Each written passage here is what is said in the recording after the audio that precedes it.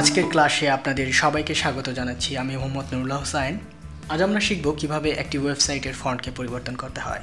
আমরা একটি টেমপ্লেট নিয়ে কাজ করছি। এই টেমপ্লেটটি আপনারা যদি লক্ষ্য করেন দেখতে পাবেন যে এখানে একটি টেক্সট লোগো রয়েছে, মেনু রয়েছে এবং যে এলিমেন্টগুলো রয়েছে প্রত্যেকটি যে টেক্সটগুলো রয়েছে সেই টেক্সটের ফন্টগুলো পরিবর্তন করা যেতে পারে। আমরা ফন্ট পরিবর্তন করব গুগল ফন্ট লাইব্রেরি থেকে। তো কিভাবে আমরা গুগল ফন্ট লাইব্রেরির ফন্টগুলো আমাদের ওয়েবসাইটে ব্যবহার করতে পারি সেটি আজকে দেখাবো। তো চলুন দেখা যাক। এটি হচ্ছে মূলত গুগলের ফন্ট লাইব্রেরি বলা চলে। এখানে আমরা দেখতে পাচ্ছি 703টি ফন্ট রয়েছে। তো আমরা ইচ্ছামতো ফন্ট এখান থেকে ব্যবহার করতে পারি আমাদের ওয়েবসাইটে। আমরা যদি স্ক্রল করি এখানে বিভিন্ন ধরনের ফন্ট দেখতে পাচ্ছি বিভিন্ন স্টাইলের। তো আপনি যদি চান যে এখান থেকে সাপোজ ওপেন সেন্স ফন্টটি ব্যবহার করবেন, এখানে 3টি বাটন রয়েছে আপনারা দেখতে পাচ্ছেন। একটি বাটন হচ্ছে সি অল স্টাইল। আপনারা দেখতে পাচ্ছেন যে এই ফন্টটিতে 3টি স্টাইল রয়েছে। সো আপনি যদি এখানে ক্লিক করেন তাহলে এই ফন্টগুলোর বাকি 3টি স্টাইলও দেখতে পাবেন। আরেকটি অপশন রয়েছে সেটি হচ্ছে কুইক ইউজ এবং আরেকটি অপশন রয়েছে পপ আউট। তো আমরা মূলত কুইক ইউজ অপশনটি ব্যবহার করব।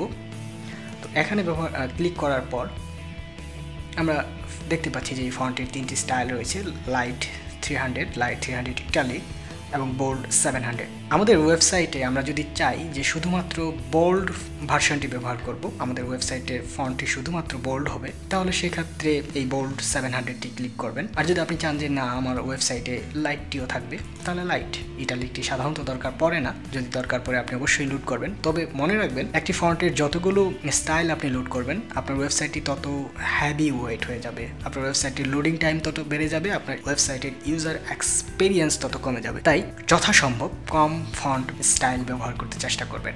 তো আমি এখানে দেখানোর জন্য লাইট এবং বোল্ড দুটো স্টাইল নিচ্ছি এবং আমি দেখতে পাচ্ছি যে এই ফন্টটি আমি 3টি পদ্ধতিতে আমার ওয়েবসাইটে অ্যাড করতে পারি। এক হচ্ছে স্ট্যান্ডার্ড, একটা হচ্ছে ইম্পোর্ট, একটা হচ্ছে জাভাস্ক্রিপ্ট। আমরা প্রথমেই দেখে নিই যে কীভাবে স্ট্যান্ডার্ডের মাধ্যমে এই মেথডে আমাদের ওয়েবসাইটে ফন্ট অ্যাড করতে পারি। এখানে বলে দিচ্ছে যে add this code in your website. এটি একটি HTML কোড, আমরা এটি জানি। এখন এই HTML কোডটি যদি আমাদের ওয়েবসাইটে দিয়ে দেই, এখন এইখানে আমাদের ওয়েবসাইটের হেডে এই স্ক্রিপ্টটি দেওয়ার কারণে ফন্টটি আমাদের ওয়েবসাইটে লোড হবে। এখন আমরা আমাদের পূর্বের নিয়মে যেভাবে আমরা ফন্ট ব্যবহার করি সেভাবে ব্যবহার করতে পারবো। এখানে ফন্ট ফ্যামিলির জন্য কিভাবে ব্যবহার করতে হবে সেটি এখানে দেওয়া আছে। আমরা কোডটিকে কপি করলাম, এবার আমাদের স্টাইল শিটটি ওপেন করে এখানে আমাদের বডিতে ফন্ট ফ্যামিলিটি দিয়ে দিলাম। তাহলে এখন বডির সমস্ত এই ওয়েবসাইটের সমস্ত ফন্টটি পরিবর্তন হয়ে যাবে। আমি যদি সাইটটিকে আবার রিলোড করি আমি দেখতে পাচ্ছি যে আমার ওয়েবসাইটের ফন্টটি পরিবর্তন হয়ে গেল। এখন আমি চাইলে এই ফন্টটিকে CSS এর বিভিন্ন সিলেক্টর দিয়ে আমি খুব সহজেই ব্যবহার করতে পারবো অন্যান্য এলিমেন্টে। চলুন দেখা যাক কিভাবে CSS মেথডে, এই ইম্পোর্ট মেথডে আমরা আমাদের ফন্ট ওয়েবসাইটে অ্যাড করতে পারি। এই মেথডে আপনি শুধু এই কোডটি কপি করুন, এবার আপনার স্টাইল শিটের সর্ব উপরে কোডটিকে পেস্ট করুন। তো এবার আর এটি আমার দরকার নেই কারণ এটি আমরা পূর্বে ব্যবহার করেছিলাম। এখন যদি আমাদের সাইটটিকে আমরা রিফ্রেশ করি দেখা যাবে যে ফন্টের কোনো পরিবর্তন হয়নি, কারণ আমাদের ফন্টটি CSS থেকে লোড হচ্ছে। তো এভাবে আপনি যদি চান যে আরও ফন্ট ব্যবহার করবেন আপনি খুব সহজেই সেটি করতে পারবেন google.com/fonts এই লিঙ্ক থেকে। এখানে অনেক ধরনের ফন্ট রয়েছে, যেমন আমি চাচ্ছি যে লোগোর জন্য আমরা ভিন্ন ধরনের ফন্ট ব্যবহার করব। তো কিভাবে আমরা আমাদের লোগোর ফন্টটি শুধুমাত্র পরিবর্তন করতে পারি চলুন দেখা যাক। আমরা চাচ্ছি এই ফন্টটি আমাদের ওয়েবসাইটে ব্যবহার করব লোগোর জন্য। এখানে আমি একটি স্টাইল দেখতে পাচ্ছি শুধুমাত্র নর্মাল 400।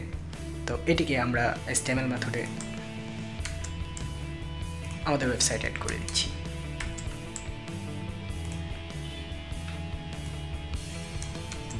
এখন কিন্তু আমাদের ওয়েবসাইটের লোগোর ফন্টটি পরিবর্তন হবে না। পরিবর্তন করার জন্য অবশ্যই আমাকে CSS এ সেটি উল্লেখ করে দিতে হবে। আমি এখানে দেখতে পাচ্ছি H1 এর জন্য কোনো ফন্ট ডিক্লেয়ার করা নেই। আমি যদি একটি অ্যাড রুল দেই,